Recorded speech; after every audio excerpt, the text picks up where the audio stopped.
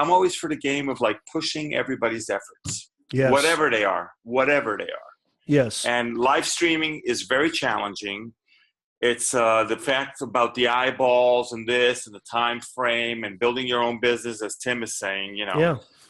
It's in today's economy worldwide, not only in Italy but also in the States. You know, being employed and going in. I have a certain age, moving on and doing other things. It's always a challenge. So I'm always for the positive and always for pushing everybody's message. That's me.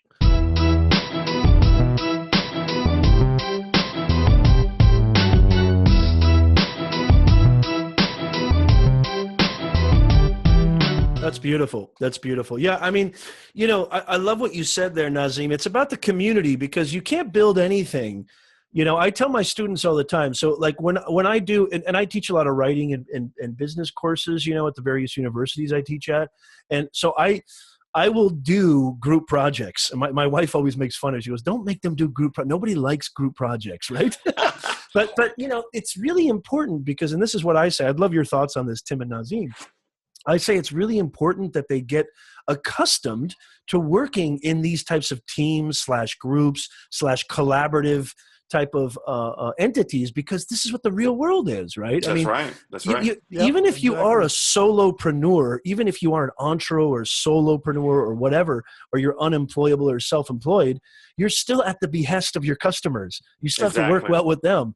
So isn't you still have everything to work with other people? You still have to work with other people. So if you're one of these, yeah, I love that. So if you can't get along, and being able to delegate, because a lot of people are control freaks and they're in their world. Oh, they're afraid to turn loose everything. Yes, exactly, Tim. Yeah. So, you know, I love the way you said that. I was just talking to somebody earlier this morning about that, about the idea, because we're going to do an entire show on outsourcing and why it's important to really, you know, delegate, like you said, Nazim, and delegate activities in your business, certain aspects of your business, so that you can focus on where you really kind of sort of bring the most weight to the game, so to speak, or where you can really highlight your skill set, your priorities.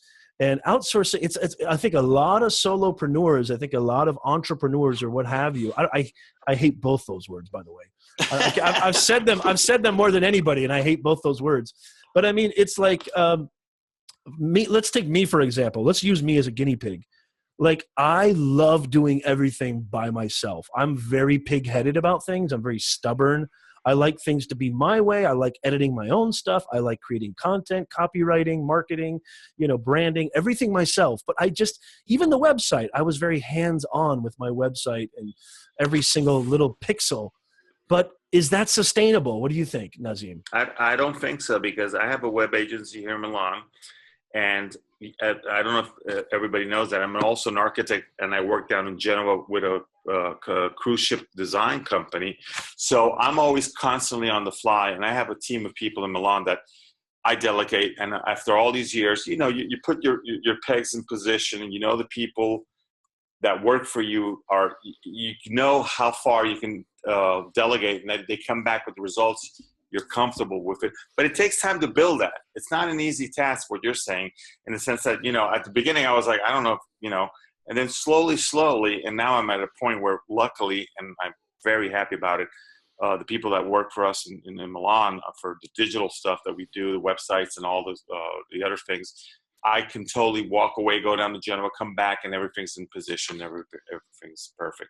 It's not an easy thing. I mean, I can understand also the control factor, because I'm a little bit about that. It's like sometimes I have to step in and you know, when things kind of slip, you know, when you see it your like, way. Well, yeah, exactly. Yeah, I mean, you see things and you're like, no, it has to be a little more like this, or a little more like that, or I want it this way. Peter, but there has to be a point where you have to become a little bit flexible when in saying, okay, that's fine, pencils down, that's it, let's go with that. I completely agree. And the client, yeah. When is it good enough as opposed to perfect? Exactly. And no, I think you're right. For our type of personality, it is. And I think that's part of what makes us kind of take off the way we do, is because we see things so clearly that other people's miss. And sometimes if we don't watch ourselves, we can get too obsessed I with totally that agree with you. vision. Yeah. And so we become too narrow of focus, and we don't realize that, wait a minute, there's a broader picture here. And it's okay to have that focus out front, but we need to maintain that peripheral vision. Excellent. I love what you just said, Tim. That's perfect. Yeah, and it's also what an important topic. And Tim and Steve, once they watch this, I know that this is a very interesting topic. And I think again it has to do with mindsets. I'd love your guys' thoughts on this, Nazim. And then I want to talk a little bit about live streaming because that's my love. But it takes a certain. I love what you said, Nazim. Flexibility. You have to, at some point, even just to be on a productive schedule, you have to be able to put the gavel down, so to speak, the metaphorical gavel down, and say, okay, I need to finally relinquish this idea that everything needs to be in my hands. Otherwise, my business is not going to scale. Just on a practical level, right, Nazim? That's correct. But also, Peter, you know that also when we're dealing with live streaming, and we do Kazakezi, which my wife and it's a hobby. We basically talk about Italy. We do live streams from out of Italy. But you know, going mobile, going whatever, you're going to have problems. And as much as you're a perfectionist, you're going to encounter things, and you just got to steer them in the right direction. Yep.